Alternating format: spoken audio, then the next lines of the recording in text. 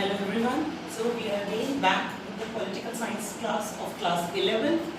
We have already started with the first chapter of the book Indian Constitution at Work, that is the chapter on Constitution. We have already discussed a lot regarding the functions of constitutions and the other ways for making a constitution effective in the last two lectures. Today, in the third lecture, we will be continuing with the same topic, and today I am going to tell you about the composition of the Constituent Assembly.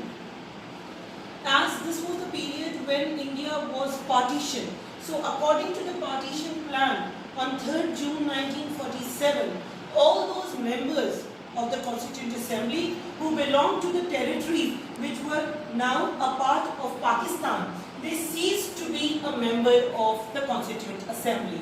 As a result, the number of members reduced to 299. As I have told you earlier, I am reiterating the same, that the Constitution was adopted on 26 November 1949, and after that around 284 members, they signed the Constitution and they were present on 24th January 1950. They signed the documents of the Constitution, and finally the Constitution came into force, as you all know, on 26th January 1950, which is therefore celebrated as the Republic Day. One more very important thing was that the Constitution which came into being, it was thoroughly committed to a new conception of citizenship.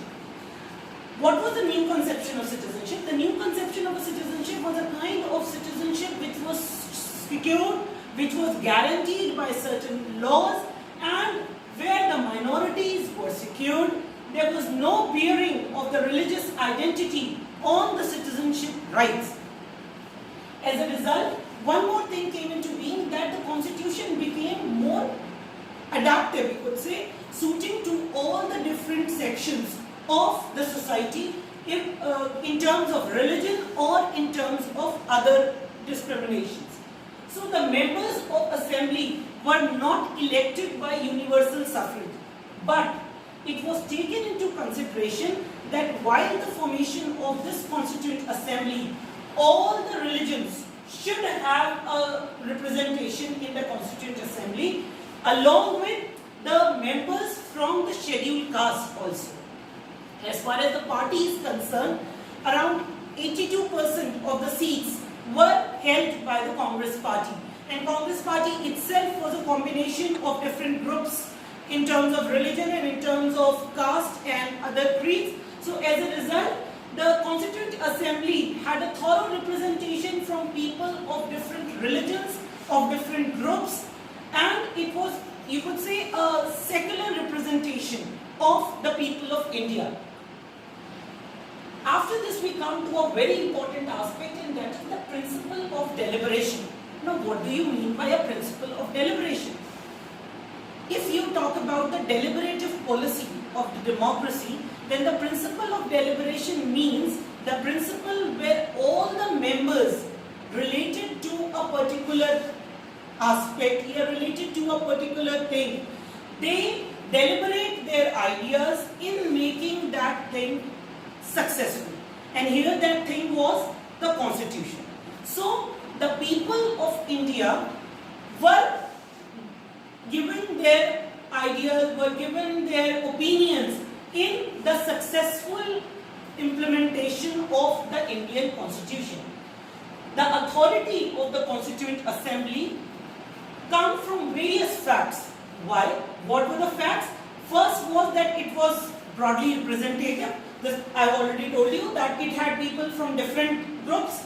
Secondly, it comes from the procedure it adopted to frame the Constitution, and these procedures included the opinions of the people, the values its members brought to their deliberation. This means each member deliberated in the Constitution with the interest of the whole nation in mind. So all the people who were related to the Constitution, all the general public of India, they also deliberated in the process of constitution making.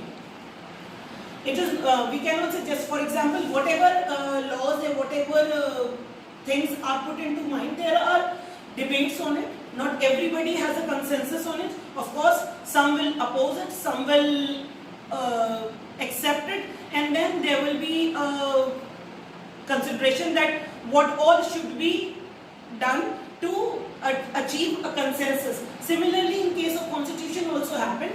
Some people, they said that it should be centralized. Some people said that the power sharing should be in one way. Some people said that it should be in another way. What should be the representation ratio, etc. But so we can say there were differences and debates on all issues.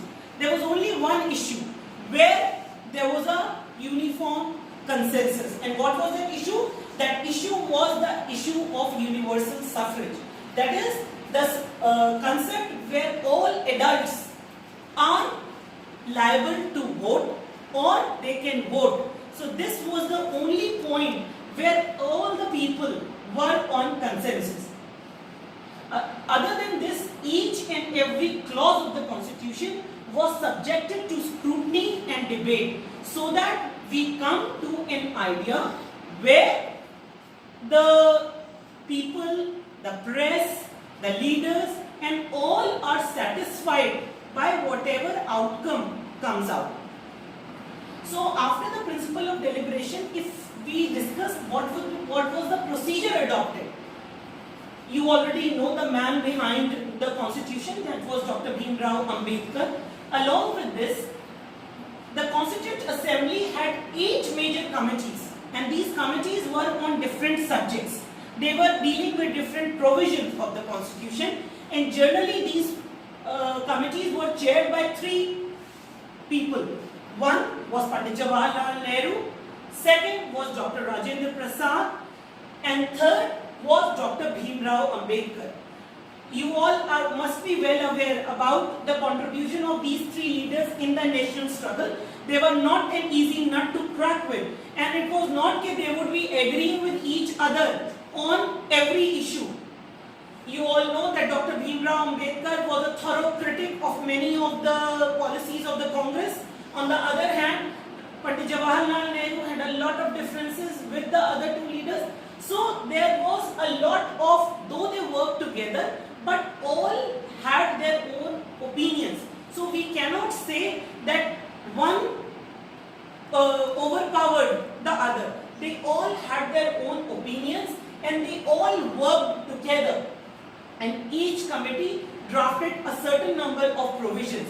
And once those provisions were drafted, they were brought to the Constituent Assembly for a detailed discussion and for a detailed debate, so that we should come come to know that whether that particular provision is acceptable or not acceptable. There was an attempt always made to reach a consensus. So in all this procedure of committees putting up provisions and then debating and then coming to particular consensus, the assembly met for 166 days, and these 166 days were spread over a period of 2 years, 11 months. The seasons were open to press and the public alike. If anybody has a problem or if anybody has a doubt, then they can easily ask a question, and it was open for any kind of debate. Another very important aspect in the making of the constitution was the inheritance of the nationalist movement. In the first lecture only I told you that Indian constitution was, one of the reasons of the success of the Indian constitution was the legitimacy of the nationalist movement. We had seen such a long series of national movement, and many issues of concern have come out of this national movement. So in a way, the Constituent Assembly was giving concrete shape and form to the principles which are inherited from the nationalist movement. So the Constituent Assembly made sure that all the principles that had come as a result of the nationalist movement should be given a concrete shape in the form of the constitution. So the best summary of the principles can be given through the objectives resolution, which was moved in 1946 by Pandit Jawaharlal Nehru. This objective resolution included all the main principles that had come into focus as a result of the nationalist movement, and these included the concept of equality, no discrimination, social justice. So all these principles together, they were made into an objective resolution which was proposed by Pandit Jawaharlal Nehru in 1946. And this objective resolution, it encapsulated the aspirations and values behind the constitution. Based on this resolution, our constitution gave expression to equality, liberty, justice, democracy, sovereignty, and a cosmopolitan identity. We all will be doing these principles on a separate basis in the book of political theory. So, before we close up, let me just give you a brief overview of the main points which were included in the objective resolution. The first was that India is an independent sovereign republic. Secondly, India shall be a union of erstwhile British Indian territories, and whatever the Indian states will be, their will be taken to join the Indian Union or not. So the third point is that all the powers and authorities of the sovereign and independent India shall flow from the people, because the people have a lot of importance in a democracy. Next point said that all people shall be guaranteed and secured social, economic and political justice. There would be equality of status, equality before law, freedom of speech, belief and expression. The next point said that minorities, the backward and the tribal classes, the depressed classes, they all will be having adequate safeguards, and the territorial rights on land, sea and air shall be according to the justice and law of the civilized nation. So these were some of the points of the objective resolution that formed the basis on which the constitution was based. So we will be continuing with the same chapter in the next lecture. Till then, keep studying and stay safe.